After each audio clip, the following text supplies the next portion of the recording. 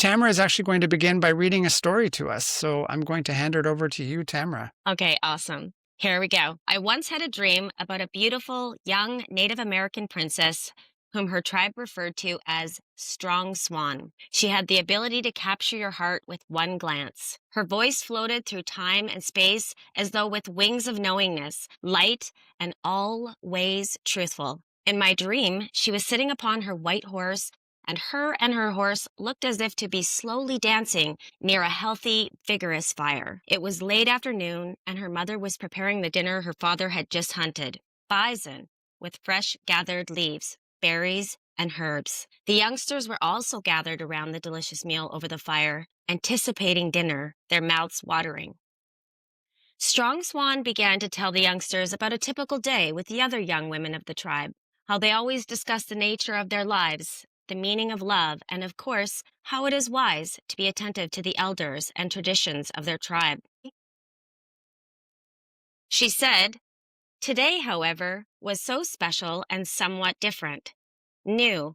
Today I decided to ride out on my own over the tundra, crossing the vibrant crystal blue green river near the lush and mysterious forest until I came to a halt at the base of a colossal mountain, and I looked up to the very top. I have to admit, I thought to myself, indeed, this mountain looks mighty high.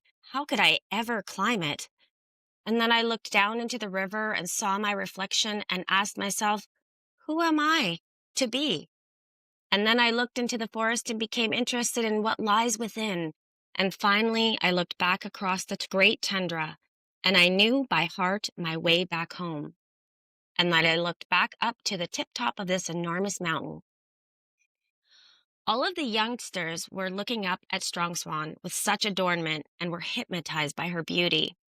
I vividly remembered that in my dream, Strong Swan then closed her eyes and began to take a deep and meaningful breath, which seemed to go all the way to her core, to the very depth of her soul, and then expanded out into her chest until she could no longer fill her body with any more life-giving oxygen. I could hear her speak, Great Spirit of the earth and all that is, please allow all of the elders, present and past, to fill into my heart with their wisdom and insights and remind me of the tools that I have to create a miraculous and loving life for myself. To let go, to let flow, and allow these great tools to bestow upon me the courage to set in motion on this great journey to the top of this mountain. May I have faith in my intuition and breathe life into each and every gift that I know I now have at any given moment. May each day serve as a new and exciting lesson to live out to the fullest, and may I remember to acknowledge myself in each and every process. Strong Swan then looked down into the eyes of every youngster and across to her family and friends and said, and now let us be ever so grateful for this wonderful and delicious meal.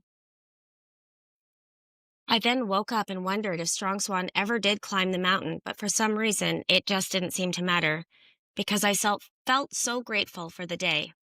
I could see the potential looking back at me in the mirror, and I knew that whatever happened, that I would be safe and trust in the knowingness of my own heart and soul.